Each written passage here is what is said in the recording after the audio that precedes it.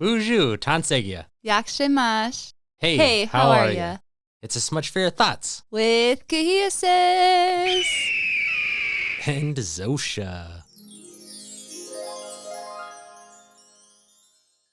All right, on today's episode, we talk to Antonio Rafael. Yeah, he is a Detroiter. Woo, woo, woo, woo. Woo, woo.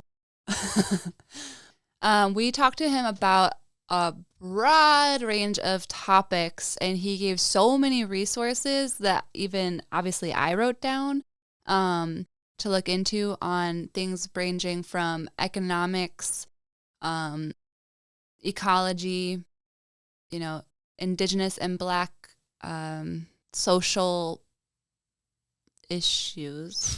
I don't even know how, there's so many topics that we discussed, and it's so informational, and I think it would be it's just a really great episode for people to tune into to learn about, for instance, about Detroit too. He has a lot of history on that. So just listen. Latin America, that's right. Yeah. War on drugs. There's a lot of topics that we covered, and I really, really enjoyed learning it and just talking and vibing. All right. Well, listen, we'll see ya.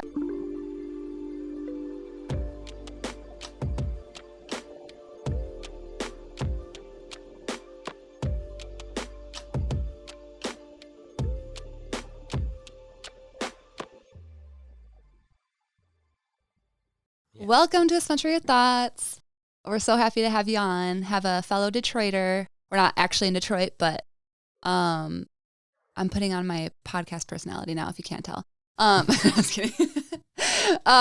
So welcome, Antonio. And Rafael, is that your middle name? Yeah. Okay, because I realized when you got onto Zoom, it said, what is your you don't have to say your last name on. Cosme. Okay. That's my Christian name. Okay. Oops. So can you just introduce yourself to us and our listeners? Tell us, where you come from, how you identify yourself. Yeah. So I'm Antonio Cosme, or Antonio Rafael's my social media name, my art name. I don't have a cool pseudonym. I envy my friends who switched it up, but I feel like I'm too well known as Antonio. Hair, or if I changed my name, people just would not know me. I'm I don't know exactly what to call myself.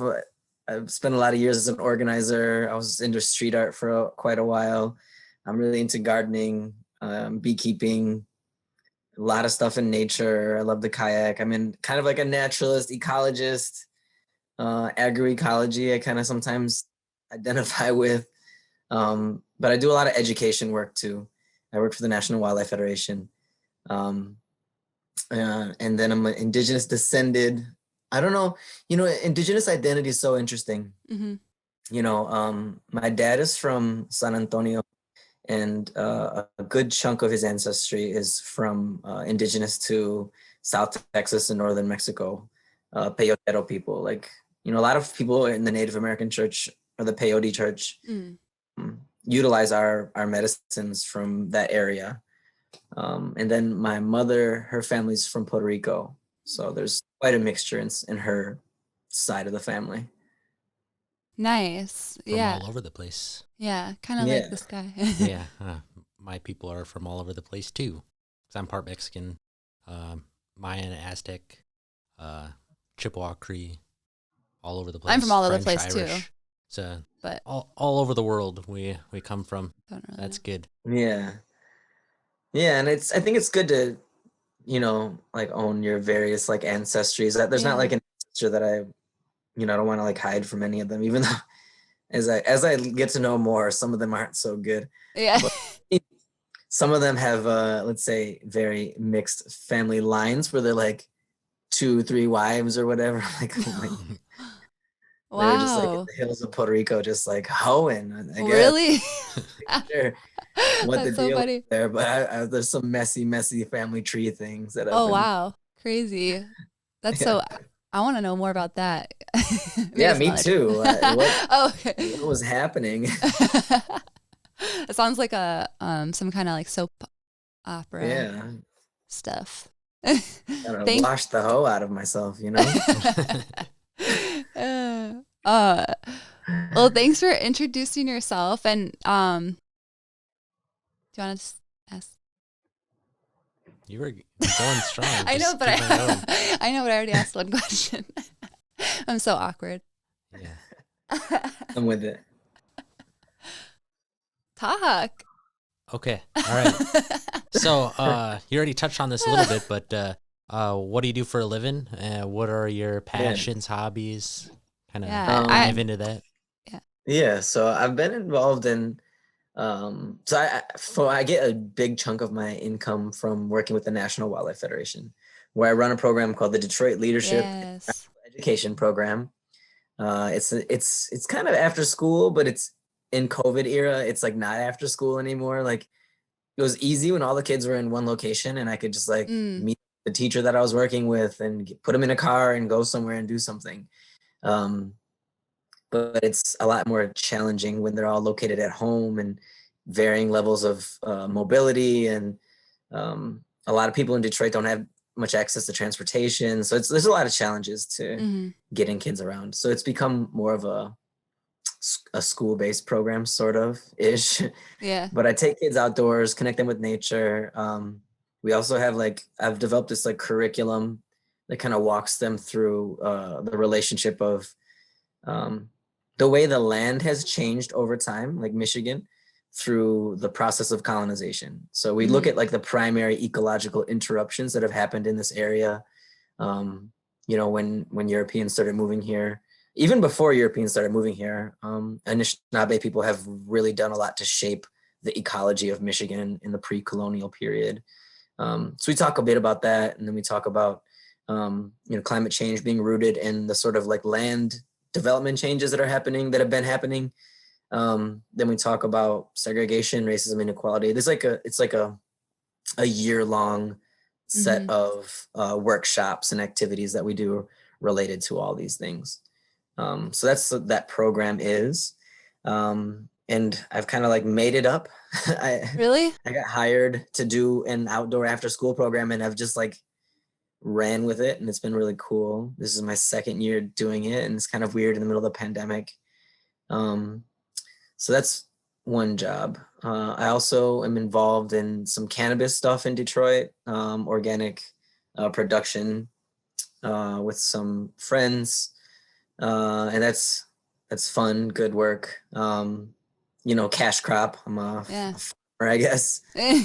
Farmer. Cool and farmer.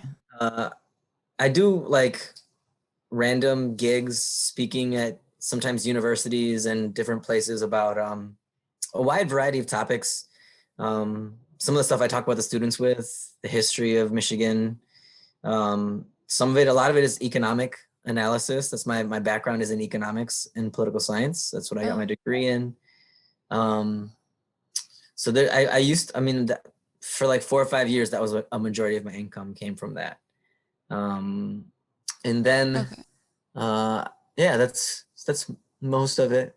Nice. And some street art too, I saw. Yeah, some art. I do less and less art these days. As an artist, I've found, man, so much art is funded by shitty people, you know, like big, large institutions that I don't care for. Okay. And just, I don't know, as I think this is like the probably historically an artist dilemma, you know, is like the people who have the money to pay for art are not necessarily like the people that I'm interested in working for. Right. Yeah. Like kind of like helping, is it kind of in Detroit, are there a lot of companies funding like murals and other street art type stuff that are kind of like gentrifying? Like they're in the process. That definitely is a thing too, for sure. Like, so I was arrested in 2015 for painting "Free the Water" on a water tower at Davison and 75.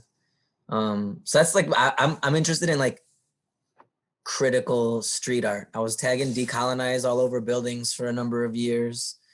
I could send you guys some photos of that. Yeah, I'd love to see. Yeah.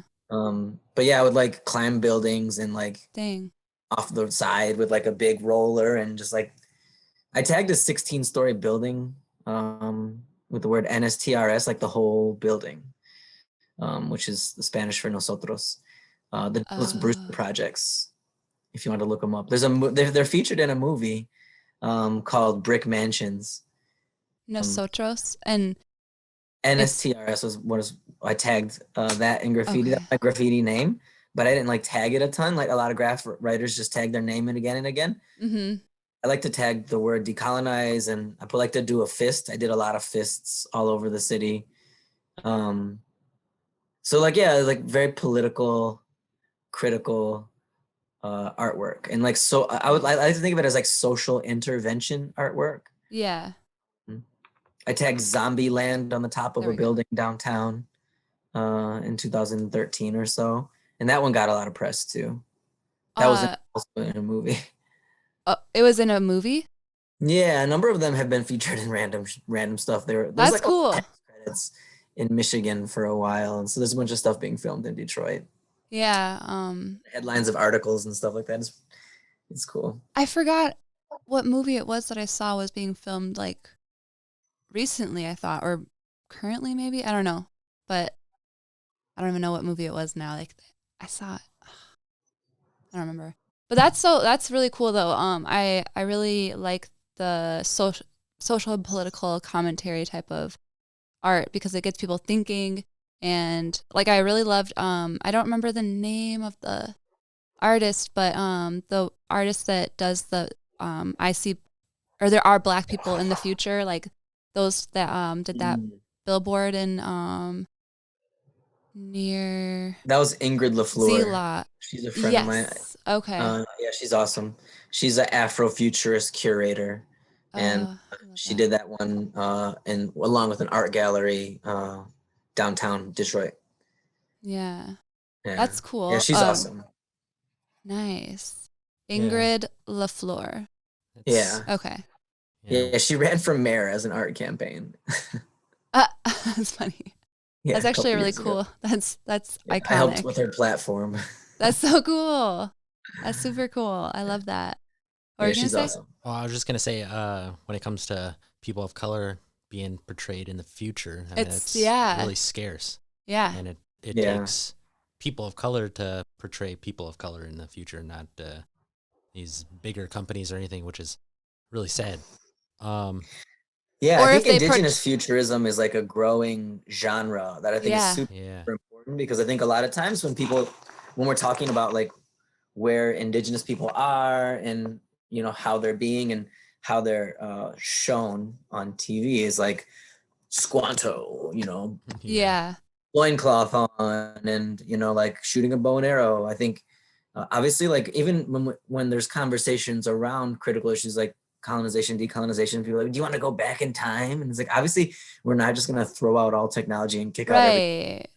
This is not how, you know, these things work. We're trying to save our languages and life ways and reconnect with the land, and use settlers to start like doing things a little bit more sustainably. How about that? Right. Yeah. Like it doesn't have to be completely rewinded. Like technology doesn't have to go away. You can work with nature, like have technology. I mean, there's really smart people in the world that can work with nature to make some great clean technology. Big companies that buy out the technology and then shut them down.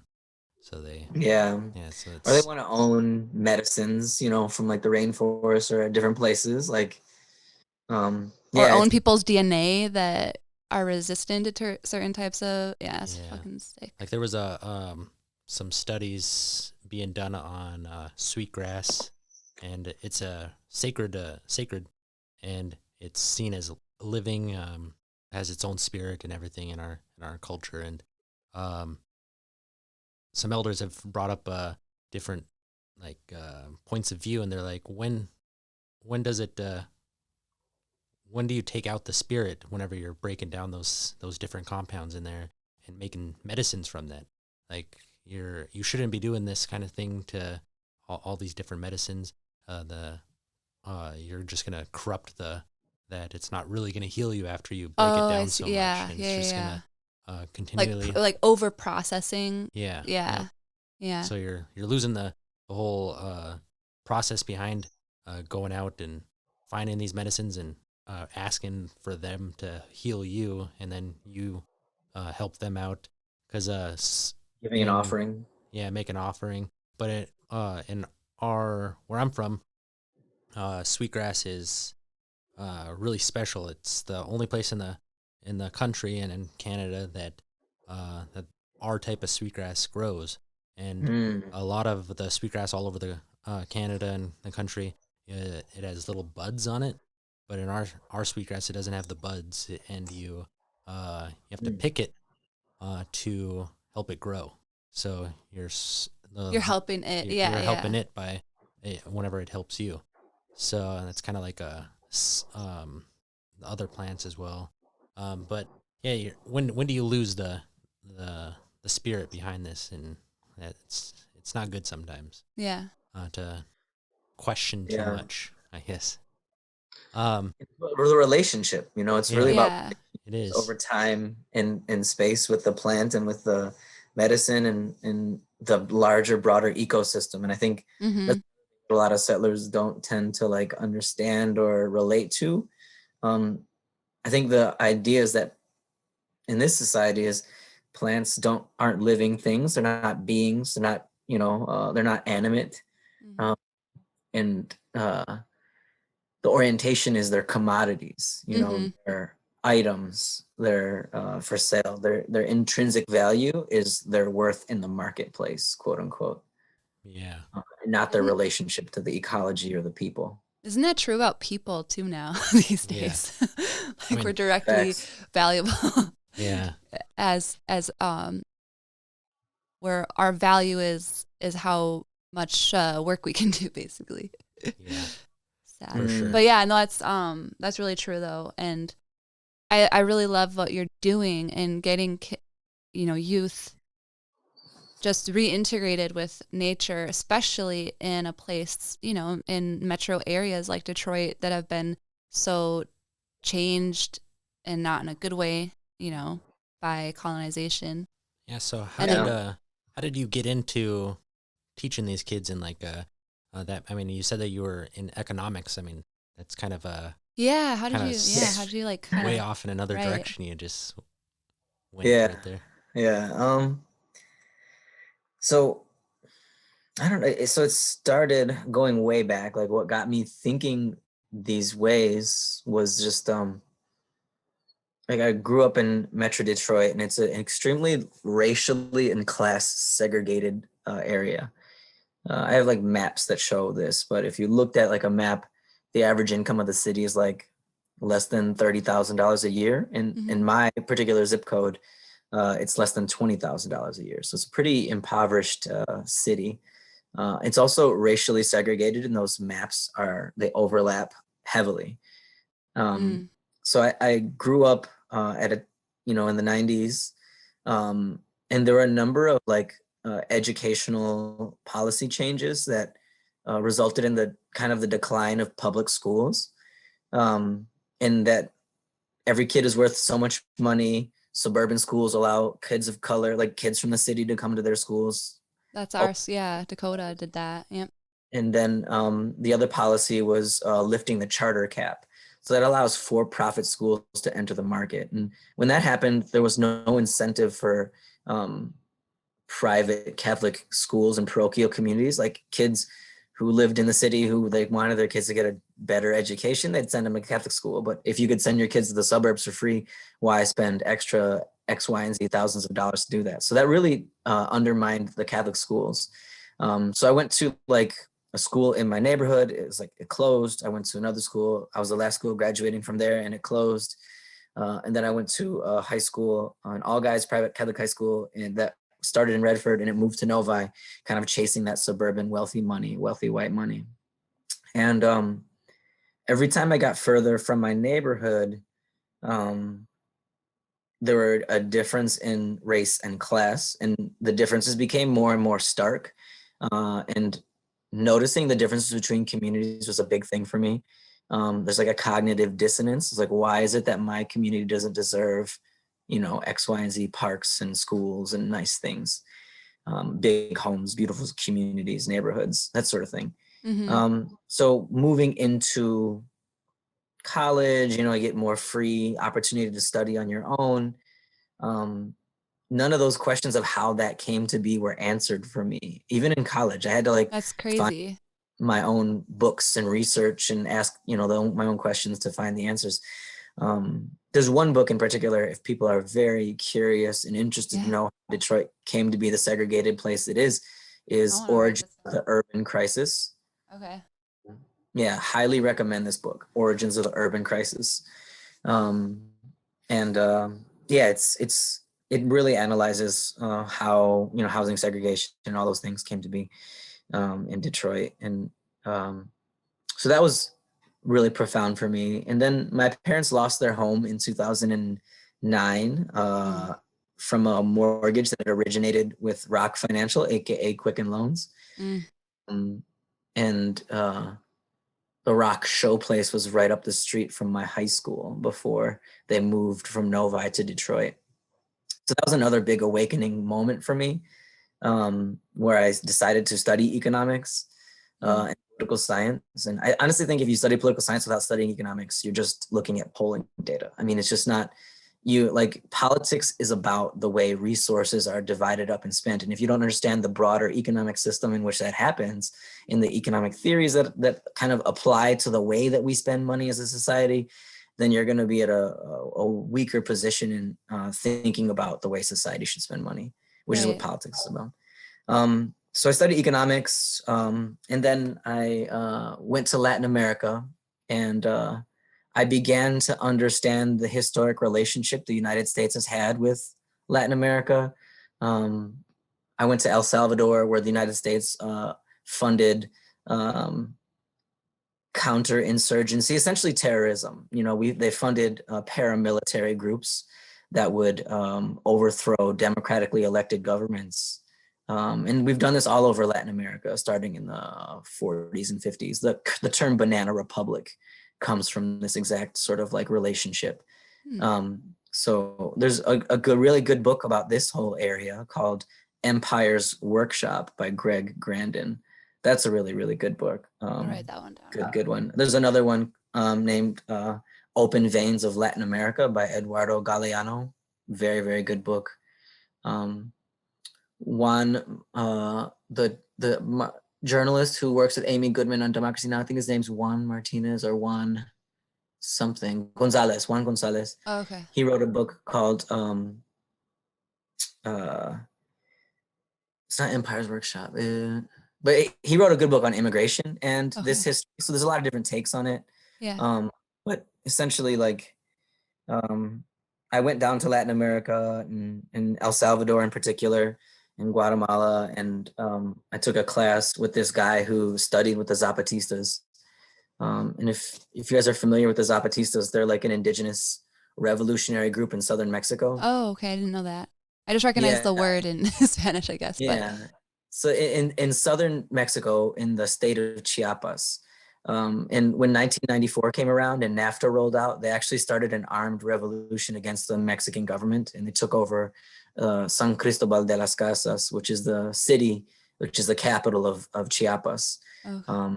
And their movement was built on almost like a civil rights movement for Native people, where they've been, killed a lot. It's very violent sort of things happening down there. They live in an area with a lot of minerals in a very mountainous sort of jungly area.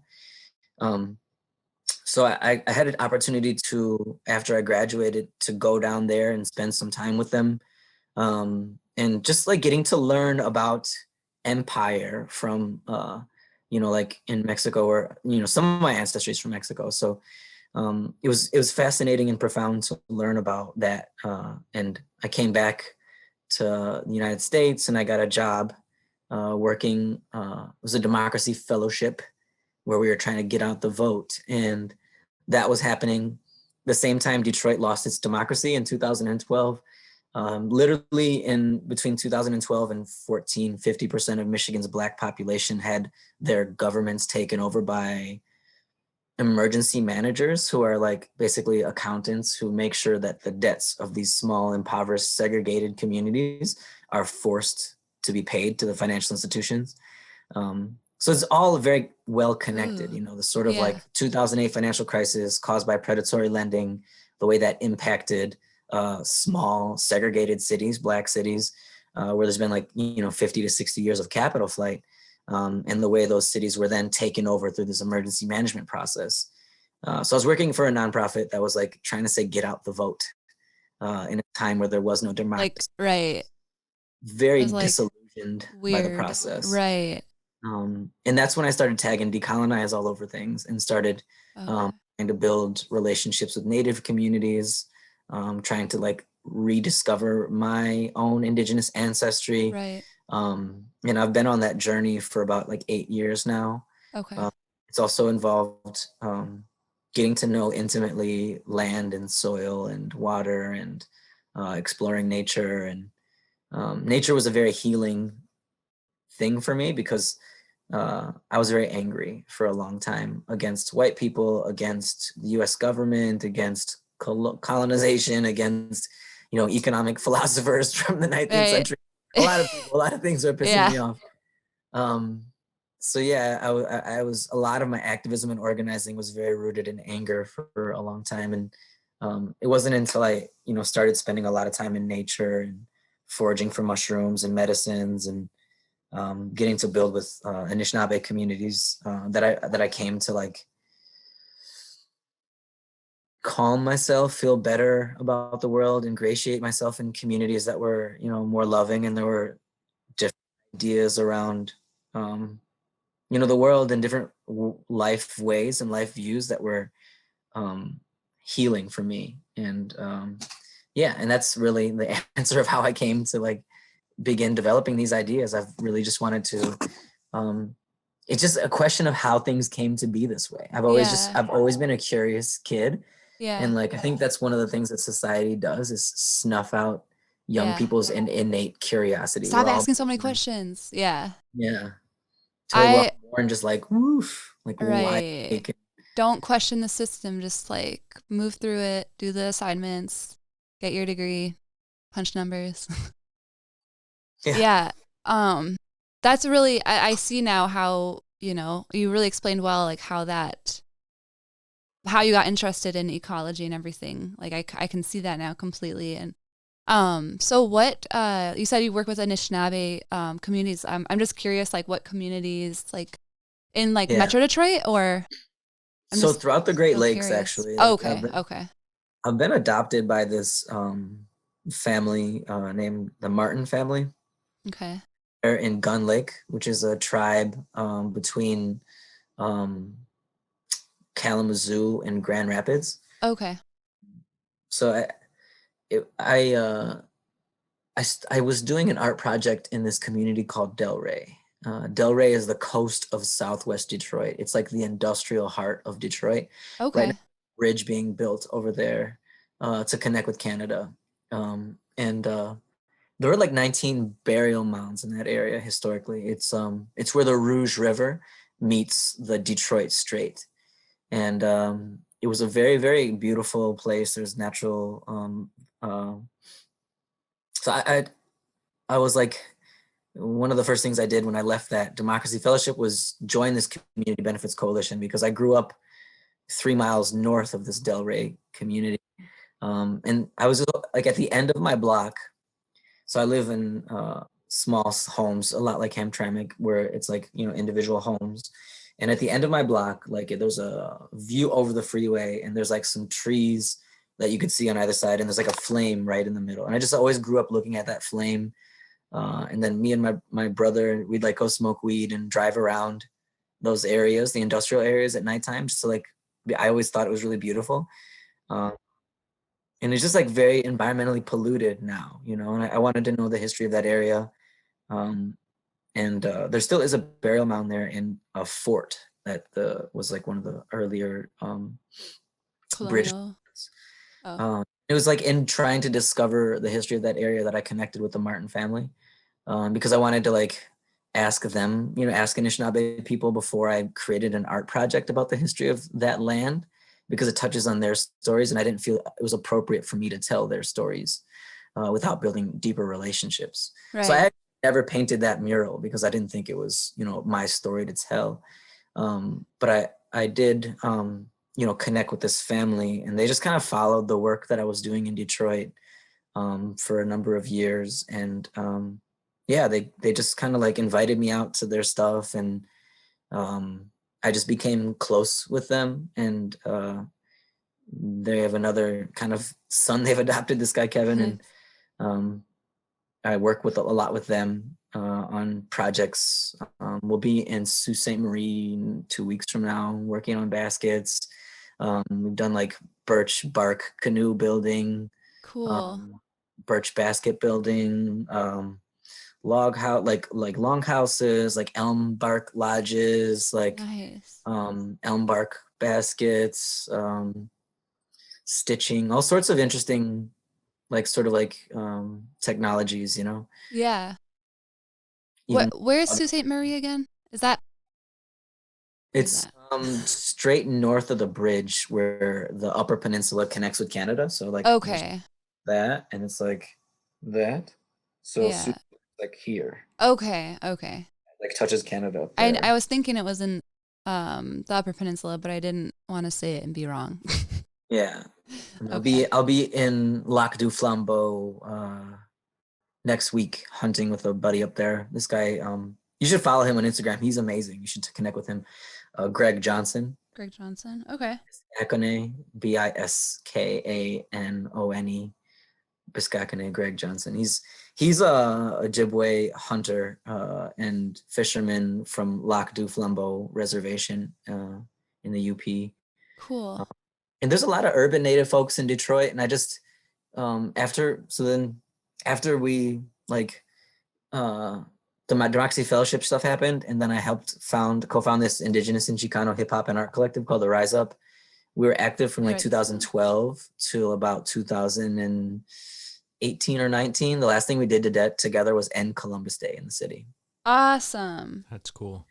And that's how I came to know a lot of Ojibwe people in Detroit. And then it was just like, I think it's just like you just like kind of move through the world and have interests and things kind of like gravitate towards you a bit. Yeah, you what's the word? Manifest the things you want. The energy, the things that you put energy into are what are going to be, drawn to you as well. Yeah. There's also like a network of like Native hip hop people across the country, and that's like a thing, like Native hip hop. Like taboo. of Black Eyed Peas. Yeah. I actually met him in Standing Rock. Really? Yeah. Oh, you were at Standing Rock too? To play in a concert down there that they're doing. A number of folks from our collective went down. I went down just for like 4 or 5 days. Yeah, we went for a weekend. Yeah, that's cool. That's cool. Yeah. You met him there. I bet it was inspiring. I don't know. Yeah, it's cool to meet someone so high, like with such a high status that is, that's Native. Yeah, it was like such an amazing thing. I was working. I had a job at the time. I couldn't get away very long, but it was very inspiring. We came just after the battle happened on that bridge. Okay, we were there just before that, actually, like a couple weekends before. Were we? Yeah, because a couple people went after that, and they were talking about the time whenever they sprayed them with water at night, right? Yeah, yeah, we were there right before that. Right before that, yeah. That it was after the intense. I mean, like it felt like a battleground almost. Like, I mean, even when there wasn't anything going on, there was just helicopters all around. You could see the people up on the hills with their guns. All for pipeline. Just stupid. Yeah. That ended up. The United States is the #1 oil producer in the world now. Yeah. So this is really what it's about. Like, right. But the whole history of the U.S. empire has been on oil. I mean, yeah.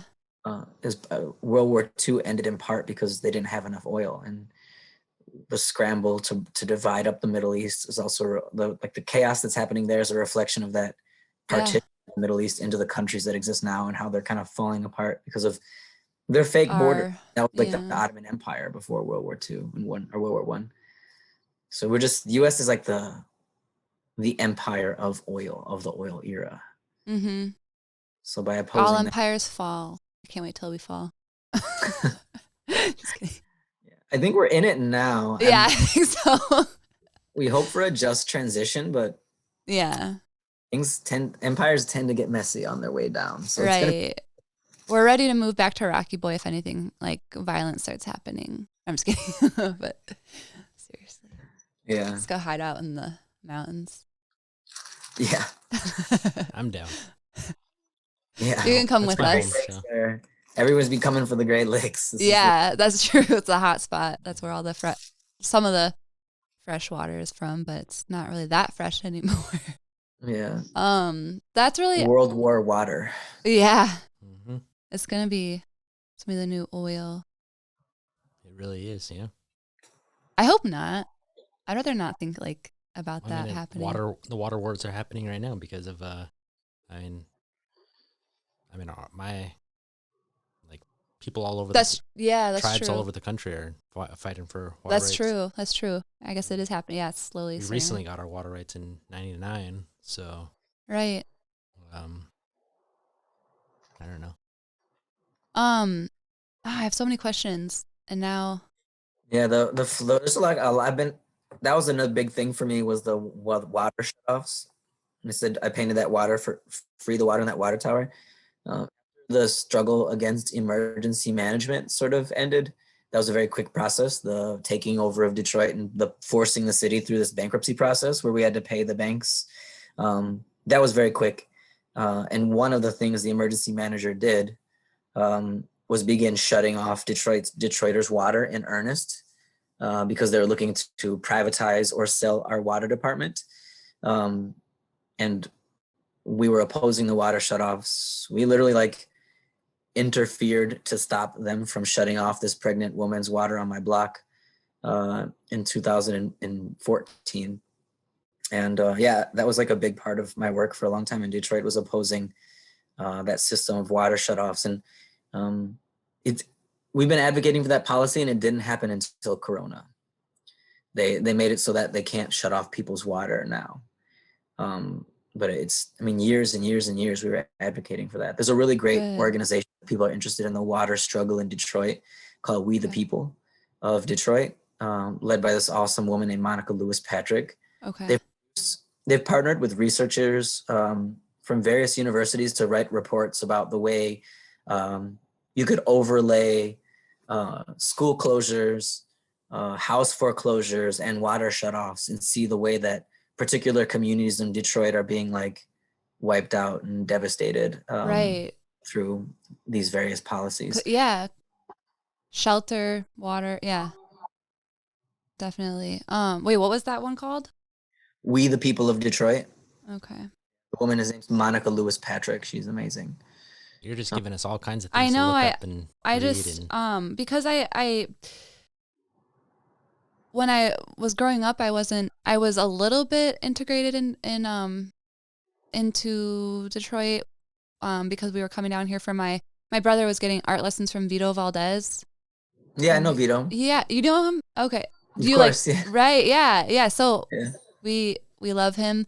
And that was doing some projects with him, beautification projects of Southwest Detroit was some of my, only experiences in Detroit other than we'd come hang out down in Detroit I'm not familiar with so many of the movements and things that have happened. And so it's really good hearing all of these resources and just learning from you about what Detroit has been up to.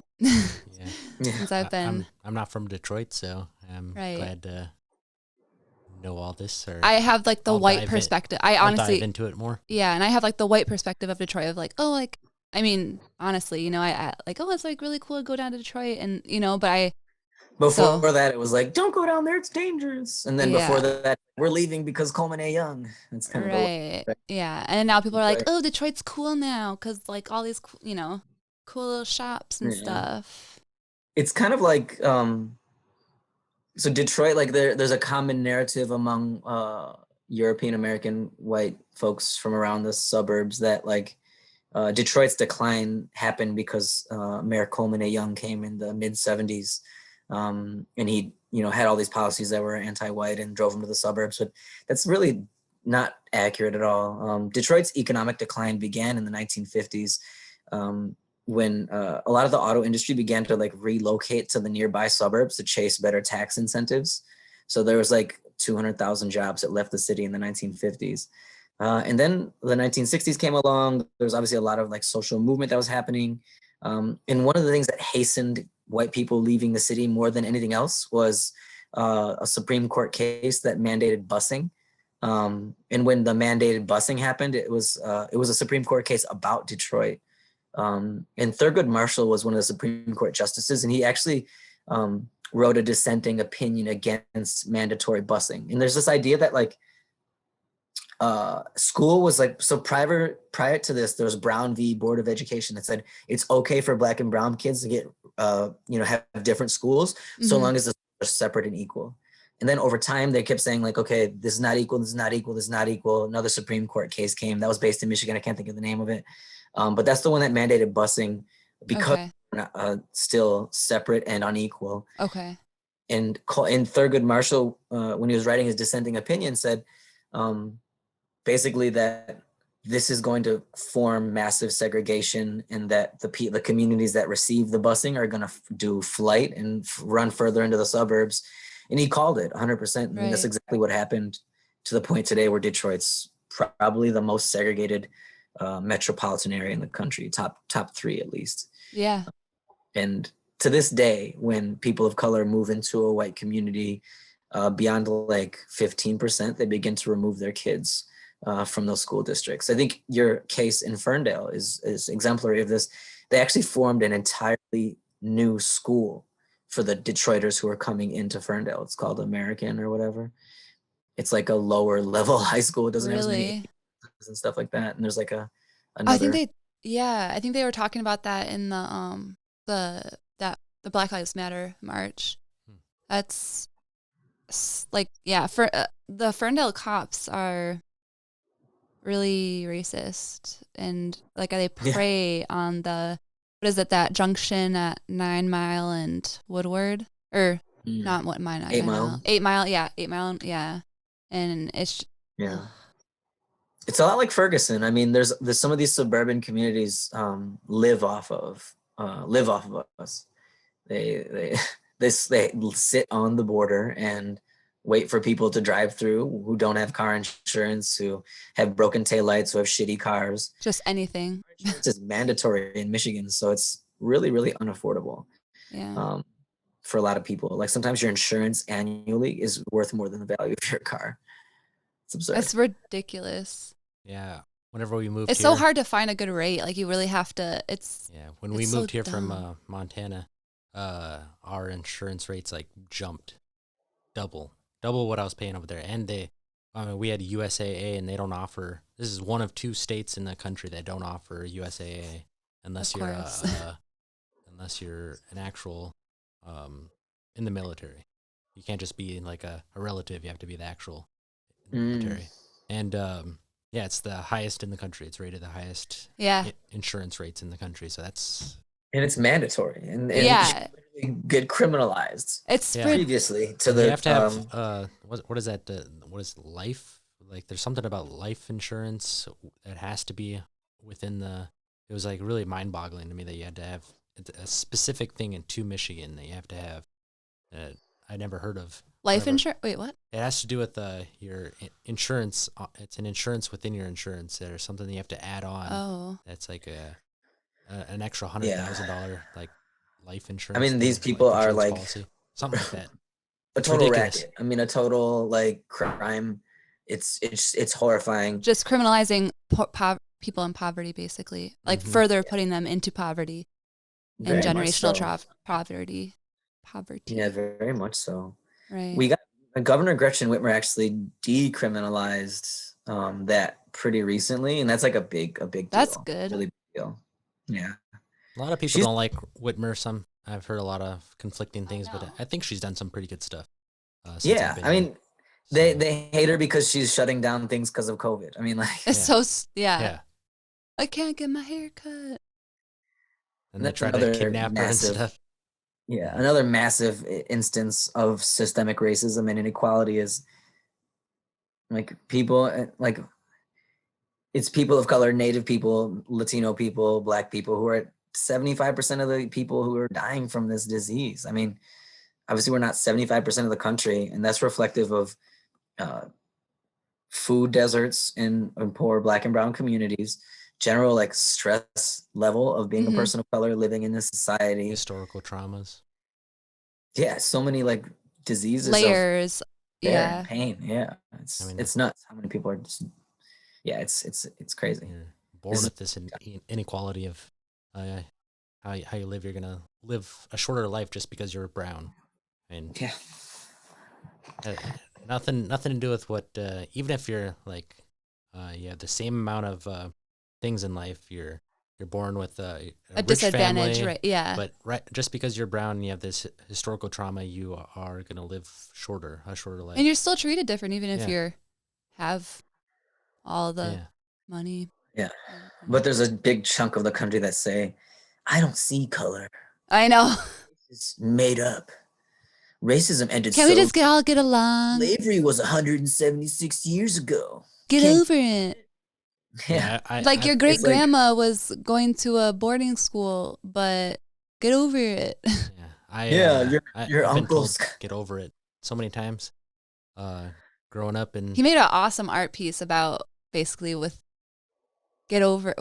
Isn't it like yeah, get repeat? over it. Yeah. So cool. I'll send you a picture if you want. Yeah, I had I've been told this over and over, get over it, but it's like, what are you trying to tell me to get over? I mean, like my dad was the first generation to choose to go to boarding school. My grandpa was forced to go to boarding school, Yeah. and like I was first generation not to have to go to boarding school or like haven't gone to boarding school. I mean, Yeah. my dad, he went there and he's like, yeah, this isn't for me, so he could leave. But like my grandpa, he was forced. he was forced yeah. to go there. I mean, he doesn't speak his language. I mean, he doesn't talk about it. I mean, it's those things. People don't get that. I mean, it Mhm. stayed open until the 1970s, and Right. then later, Like not that long ago. Yeah. All these fashion trends that you're reproducing, that's the time. Yeah, we were This is happening. given the right to vote, or given the right to vote in '64 was all across the country, and then 1978 is whenever we were able to legally participate in our own religion. I mean, it's people don't see that that's just like 40 years ago, Right. 50 years Seriously. ago. I mean, like my grandma's 93 now, and one of my grandmas, she's 93, and like she lived through all of this stuff. Like most of a large part of her life, she couldn't participate. Had like barely any rights. Yeah. Yeah, and she couldn't vote because she was a woman, Woman and and native. because she was native. And then Whew. I mean, she's just like she's a really cool lady. I She's love like her. the sweetest little thing though. Yeah. Um, Yeah, but get over it. Your grandma was like abused, like Yeah. your Yeah, was abused and became an alcoholic and passed down these, messed up traumas intergeneration. Get over it, like right. yeah.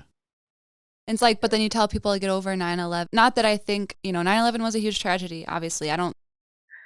I think it was contrived, but like, Yeah, I think but like 50% of the country believes that as well.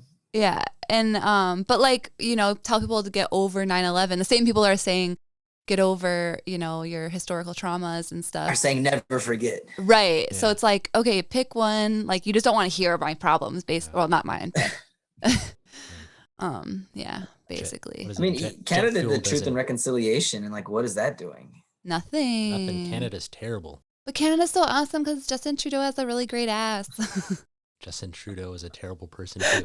Like that guy has done nothing for Native American communities or Native communities up in First Nations. There we Right. go. First Nations. That's what it He's, is. yeah, Yeah. treating people So, terribly.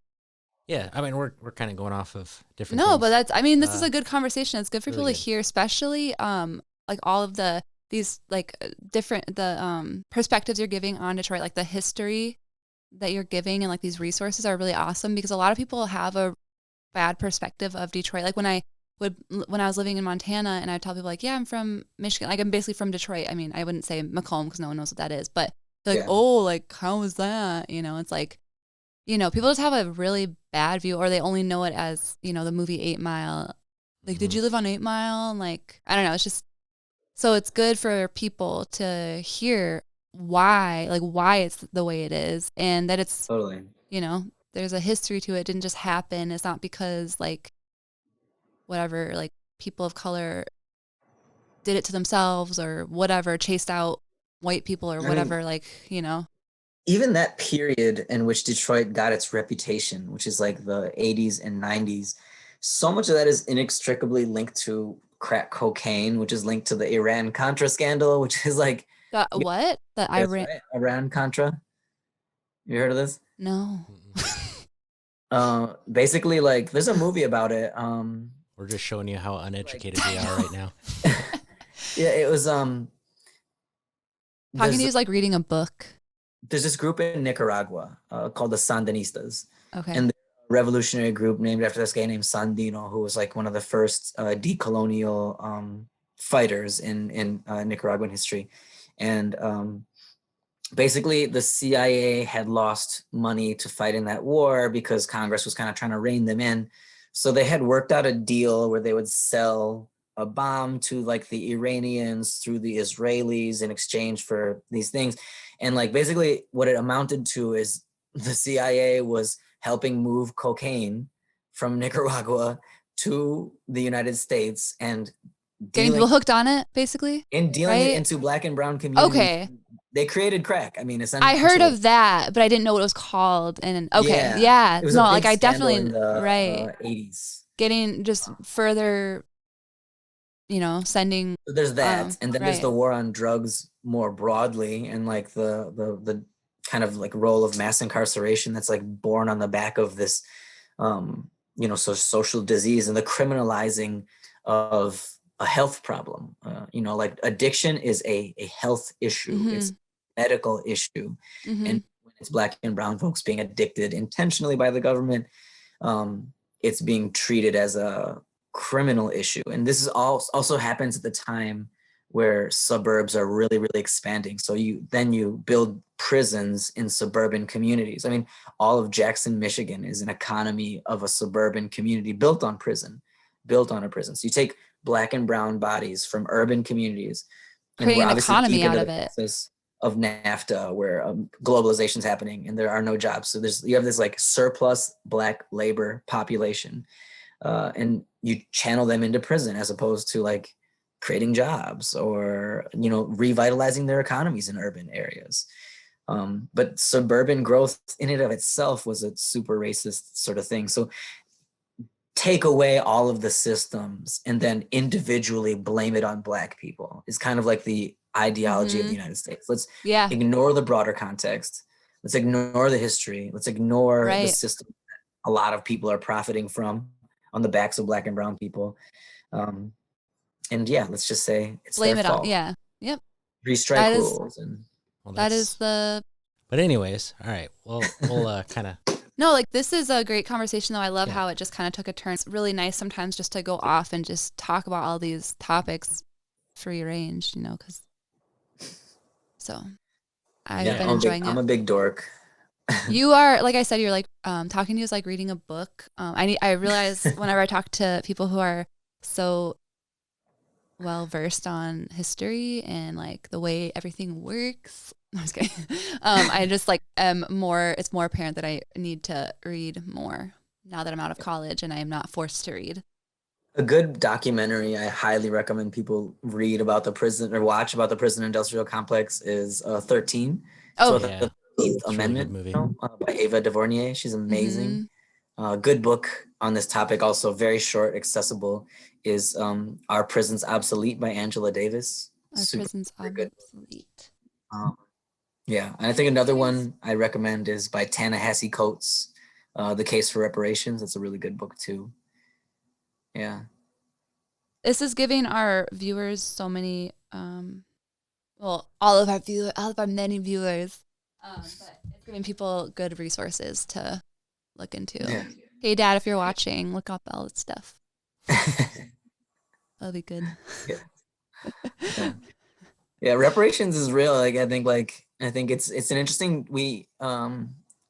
So I've been part of this like project with Black. I hope co-found this group called Black to the Land, and Oh yeah, I saw that on your Rise Up's not super active right now. Like we kind of closed that up. So my extracurricular outside of work is with Black to the Land, and it's mostly a lot of like single Black moms, but just there's families too. Mm-hmm. But it's like 6-7 families, and we invite a lot of other people to come to our events. But we've been hosting. We formed a partnership with this tribal group from not tribal, it's more like a family from the Keweenaw Indian community, and which is up here in northern Michigan, whatever. It's up here. It's in the UP. Okay. The Keweenaw Indian community, and we brought them down to help us start this sugar bush. So tapping maple trees in the west side of Detroit. It's like the biggest urban sugar at bush. Rouge Park. Yeah, Rouge Park. Right. Yeah. I read about Yeah. that. So we're tapping maple trees there, and we formed this partnership. I think, this is kind of the spirit of it. Is like there's a history of decent white people out there, and white people need to like uplift their decent people in their history, but they're abolitionists, and so my family is. My grandpa was a sugarcane sharecropper in Puerto Rico, so I'm a hardcore anti-sugar person, anti-cane sugar, anti-sugar overall. But I mean, it's like slavery sort of shit. A lot of Puerto Rican economy was colonized by the United States through sugar, but abolitionists in the early 1800s, they wanted to get away from cane sugar because they recognized the relationship of sugar and slavery in the Caribbean and the history of that. So they actually bought maple sugar, and maple syrup from Anishinaabe people in the Great Lakes. So there's this interesting relationship of like abolitionists and native communities coming together around sugar. And this is kind of like the spirit in which we're trying to like do this sugar bush. So in that spirit, we hosted this like series of dialogues with this like native people up north. You can check them out. They're Dynamite Hills Farm, and is the name of that group.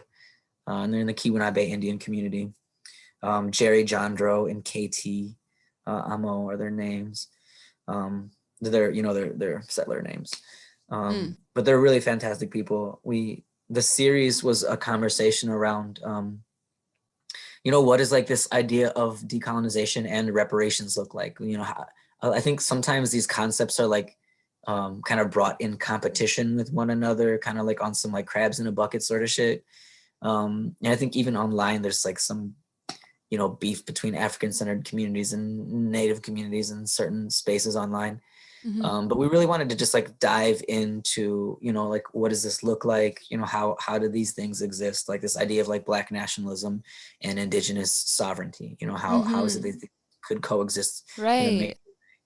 And I think it is the sort of like connections and relationships that are like necessary to undo the sort of like anti-Black, anti-indigenous basic hierarchy of the United States. And I think it's really convenient to think about race in America with this really awesome mathematical equation that is red lands plus Black labor equals white gold. If people want to understand race in America, like that, it's like the basically best. Right. Like that's how race formed, and that's how these various communities were treated in order to like establish America as a settler colonial place. You need to eliminate Native people. So they're racialized with this like you need to be a quarter Native to be Native, according to the government. And then Black people are racialized in a different way because at the time of, early colonial shit, they needed to expand African populations. The supply of people was cut off at some point, and they just had to work with people here. So the racialization of Black folks is like the one drop rule, So like there's two different racializations. One is a logic of elimination. The other one is a logic of expanding your work supply. Right. That's until they weren't needed anymore in the 70s, 80s, and that's when you get the mass incarceration. Right. That's so true. Like one is like trying to just take out as much as you can of their culture, and then the other is to just expand it as much. Yeah, that's so crazy. I didn't think about that. Yeah, that's how Like I mean, I knew these things, but I just didn't think about how like the contrast between the two yeah, I was gonna say racial groups. that's how they did it. Like in Mexico, if you had one drop of some type of Mexican descendancy, then you were classified as something else, and then just on and on and on. You could never be white again. You would always have some classification. And Mm-hmm. natives, I mean, blood quantum, yeah, that's a big hot topic. I mean, hot topic. Right, like if we like he was talking about like if we have a kid here, they wouldn't be able to be recognized as Chippewa Cree federally because he's not a quarter native, no, right? I'm not Chippewa Cree enough. I'm not Yeah, quarter for my so we'd kid have to be on the be, reservation to it's 50%. It's just like My kid, just the way that identity is controlled by the government. yes, Just but it's not that. That's what I was about to say before you interrupted me. sorry.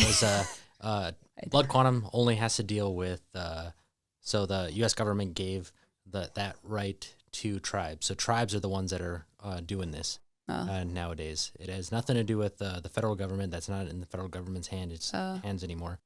Just like there are tribes out there that they'll let you be enrolled as a tribally enrolled member if you are if you could prove descendancy. So there are tribes out there that are going to the descendancy Rocky boy, route. fix this. I'm just kidding. But then like elders are like, oh, but we don't want to have that. You're gonna have too many. Because there are people who take advantage. There are people that will take advantage of it. That's true. So I mean, it's kind of back I and get forth. it. I mean, I'm I don't know. totally for descendancy because we need to. Because you're married to a whitey. Yeah, well, there's that, but I mean, like we need to have people come and like learn the culture. I mean, like just because you're not native enough doesn't mean that you don't want to know anything about your culture. I mean, like you said earlier that you're getting reacquainted with your culture, and I mean, somebody who is not I'll just stick with the Chippewa Cree, but if somebody's like not they're Chippewa Cree, but they are like, no, you can't be like white passing maybe or something. Well, no, you can't be tribally enrolled here. It may put them off and be like, well, I don't want to learn about my culture anymore if I can't be a part of this culture. So in a way, it's gonna make people go elsewhere, and maybe they won't ever want to find out about their culture. I mean, like that's how assimilate. Like your people came over here and they wanted to be a part of the American dream or whatever. Yeah. Now you're not really familiar. And I'm like getting reacquainted. Yeah. With your culture. Now you're getting reacquainted with it. I'd be named Zosha. Yeah, but I mean, there's people like that. I mean, like centuries down the line, we won't know anything about that. Yeah. And that's really sad. And because if you don't know anything about your culture and you don't want to learn about it, then you lose a part of yourself, and you're losing those stories, and you're losing who you are. Yeah, and you'll become less connected to the land, which will then just further destroy humankind. Yeah. Like you were saying, it's not about going back in time and like losing all technology. It's about saving languages, saving cultures and traditions. So because those have been around for thousands of years, and they should I have a tattoo about more. this. Cool. On my ankle. Oh. This is so I have like a bit of West African ancestry on my Puerto Rican side, and this is a really cool tattoo. This is like this tattoo is about like taking stuff from history and like bringing it forward through time. Yeah. Okay. So that's absolutely necessary. And right now there are like I think 7,000 or so languages spoken in the world. Mm-hmm. They say 2100, half of them will be gone. That's so sad. And it's like there's a reason. Like language isn't just like people think like, oh, like you're whatever, like why don't you just like why do you have to be so connected to like why does it matter that you're losing your language or something? I don't know if people think that, but it's like because these languages like the words, the vocabulary that creates a language is so important to the ways of life of those people. Like certain, I forget which, when I was in college, we learned about one of the, a tribe in Africa anyway. Was it the Nah, I can't remember the name of the tribe, but they had like tons of words for like beehive or like bee, whether it was like a log, and like it just shows you so much about that culture. And it's like, it's really important to people's livelihoods. Languages are very important. They're not just a material thing or, a superficial thing. It's very important so, that's why your worldview, your relationship to worldview, land, right. and your knowledge of history, your botany, your like Mm-hmm. also just like the way through language we can trace like deeper history than like is written because of the Right. language changes over time and the way you can trace that back. Mm-hmm. Yeah, it's like you're saying, whole world views are Right. like I mean, you could probably say about this, but like the way that like Anishinaabe folks have animate and inanimate within their language, and that shows how they treat rocks and soil and plants as like living beings because they're animate. They're like the conjugation that's animate. Mm-hmm.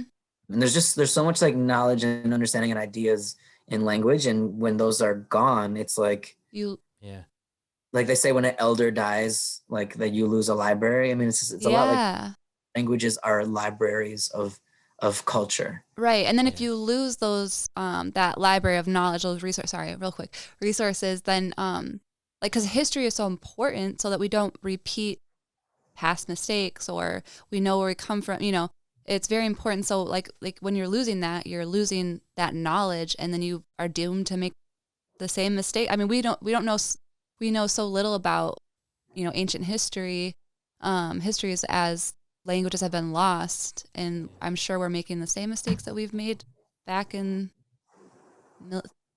millions of years ago, thousands of years ago. There's this, I just recently saw this presentation talking about bringing this type of turtle back from close to extinction, and they're close to extinction, but they found out through learning this tribe's word, Language. this tribe's word for this particular turtle. The turtle's name was what it ate, and they didn't know what it was eating. And That's cool. So Wow. It was specifically to that turtle. So they brought like this. They brought this plant around that area, and they brought the turtles there, and then they're starting to thrive again. That's so cool. Just learning, like, because a lot of languages are stories. I mean, like my dad was telling me that like our syllabics, each letter has a story and a song that goes along with it, and without knowing that kind of stuff, you lose so much information. the information, and you lose everything that goes along with that stuff. I mean, a story that I was told is that when Kisi Manitou, the creator, gave us our language, they gave us our written language as well, and they said that you don't write this language down. You're able to write this language down, but if you write it down, it's permanent, and you don't want to have that permanent. You want to language is supposed to change over time and things. So if you want to write it down, it's be careful what you write down. Yeah. Be careful what you put down on paper or put down on Birch in this case. Yeah. So we had a written language for a long time, but we just never wrote it until like colonization happened, and we're like forced to write down so we could pass it down generation to generation. I did see on your hand you do have some syllabics. That looks like yeah. That looks Cree to me, or it's a Ojibwe. Like it's part of that group that does the basket stuff. Like we all have it tattooed on our hands. What does it mean? Makuk, which is birch bark basket. Okay, cool. So Ojibwe's their syllabics are really similar to Cree. That makes sense. So we have one of the oldest written languages, and then they're really close. Yeah, Ojibwe and Ojibwe Cree, and they just kind of mingled. I mean, like we have Chippewa and Cree in our tribe, so yeah. Yeah, the whole Algonquin language family is pretty big. You know, Potawatomi, Ojibwe, Odawa, Cree. There's a bunch of like little ones too, like that. Like I don't know, people don't count them as much anymore, but yeah. So we've touched on a lot of this stuff, and you kind of answered a bunch of our questions and that we have, but we'll and more. Yeah, and way more. Yeah, gave our audience a lot to read and watch and check out. So we'll kind of wrap this up right now. I think we'll like have to have you back on, honestly. Yeah. Or we'll just stay in touch. Yeah, for sure. Go out and have some beers or something. I don't know. Yeah. Maple or sugar bush. Go out. I do want to close, if I can, is just talking a bit about my tribe, because that's really exciting. Yeah, definitely do it. Yeah, it's such a strange thing, you know, to be native here and like connecting with the Anishinaabe communities. I often like, even just like having this on my hand, I'm glad you recognize it. Most people don't. They're just like, what is that on your hand? And like it's interesting trying to tread, because a lot of urban native folks like are also very disconnected from the culture. So like when I share stuff online, some people are like, oh, what are you doing sharing that? You have like no right. It's like there, and then it's like, who is native, who isn't native? This is like the perennial question within a native country everywhere, like who's legit, who's not. And it becomes like a big identity marathon. So it's like it can be harmful and bad and hard on people. And, you know, I just try and like tread and try and like share knowledge in a good way and try and, you know, like honor the elders and people I learn it from as much as I can. But for me, like, it's been really important to reconnect with my tribe in San Antonio, and it's the American Indians of Texas. And they've been fighting because like all of the Spanish colonial missions had like these like burial places where the native people who lived on them like buried their family and stuff like that. And a lot of it's like right downtown around the Alamo, and the Alamo's been doing all sorts of expansion, and our tribe has been fighting to make sure our ancestors aren't being disturbed in that process.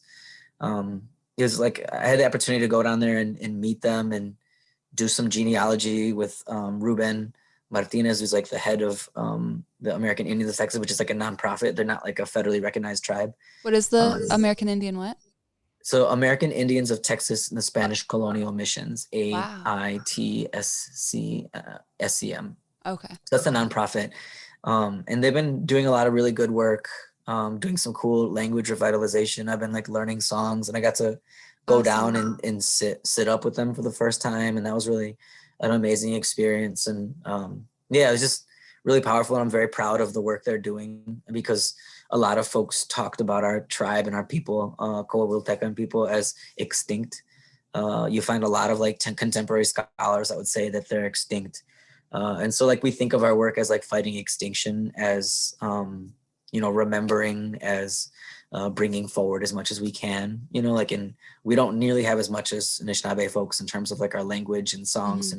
But we do, you know, our tradition is spanning through the Native American church all over the country, with the Peyote church. Yeah. I'm very, very proud of my tribe, and I'm excited. Like I'm taking my bees back and forth to Texas as a way to build with my tribe intentionally every 2 years, every year. So I'll drive them down in the fall and pick them up in the spring, and I'm just very proud of them and keeping that connection. Yeah, that's awesome.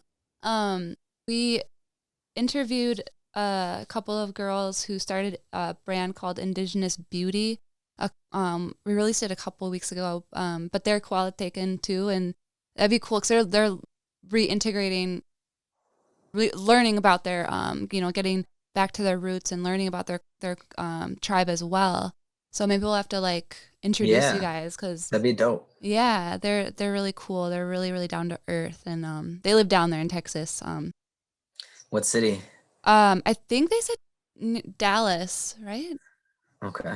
I was gonna say San Antonio, but I could It's be Indigenous wrong. Beauty LLC. Yep. Yep. hmm Make a brand inspired. Okay, cool. Yeah. Yeah.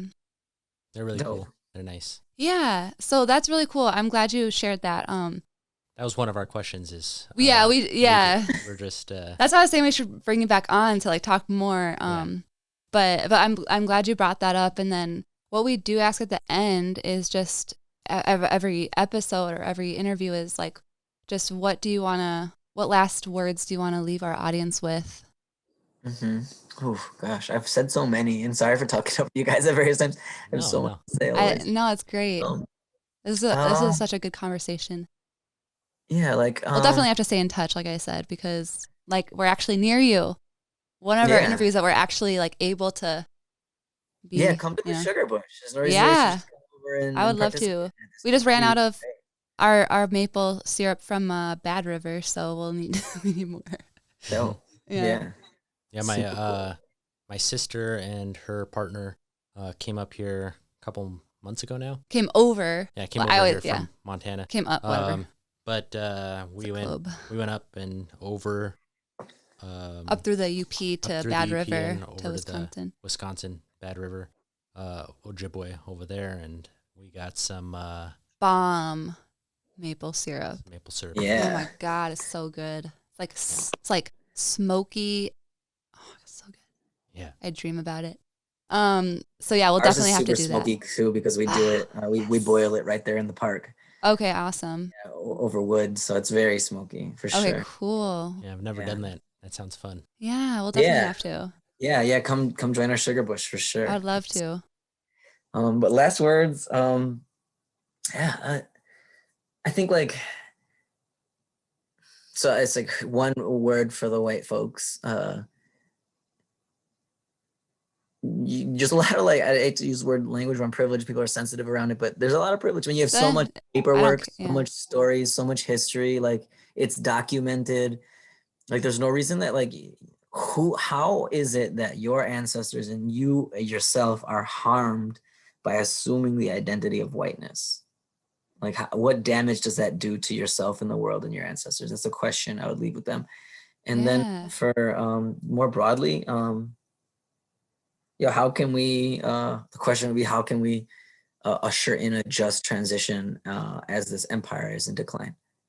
You know, that's the thing to meditate and to think on. And how is it that we can articulate ourselves to indigenous people more? Mm-hmm. Who do we ask permission to? Who do we acknowledge?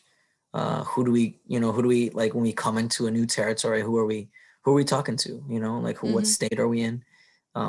How do we disarticulate ourselves from the settler state is an important question, always.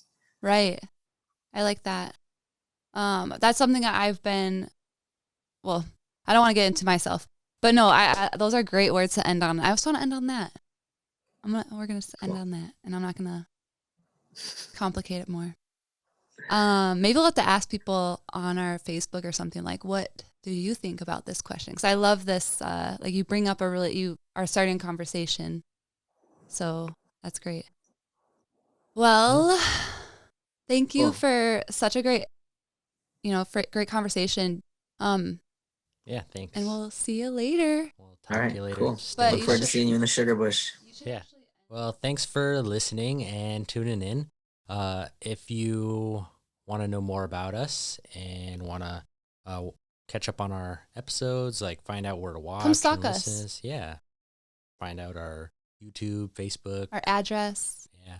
Well, probably we don't post that anywhere. But anyways, just find out more about us. Go to our website at www.asmudgeforyourthoughts.com. From there, you could check out our Facebook, Instagram, YouTube, TikTok, Twitter. We don't really have anything on Twitter. Barely we have it, TikTok. But we just don't really do anything about it. I don't know. I should probably like update some stuff. But anyways, if you or anyone you know want to be on our podcast and hit us up. Yeah, you could just message us on Facebook. Or you could fill out our simple form. It's actually called Simple Form on our website. Or email us at contact@asmudgeforyourthoughts.com. And we'd like to thank Mary Kay for designing our logo. And Shout out 8th Generation for our backdrop. They didn't provide us this, we just really like what they stand for. They are inspired natives, not native inspired. Right. So, and if you want to check out one of our podcasts with a couple of their artists and their COO, just go back and like listen to that. So yeah. Anyways, and we'd also like to thank Ogimauki Hugh, the late Roddy Sunchild Sr., for the words in our intro. He's just given a little bit of words of wisdom to me. Gigawabaman. Do Zobachenya. She's still learning. I don't know why I said that so fast. All right. Okay. See you later.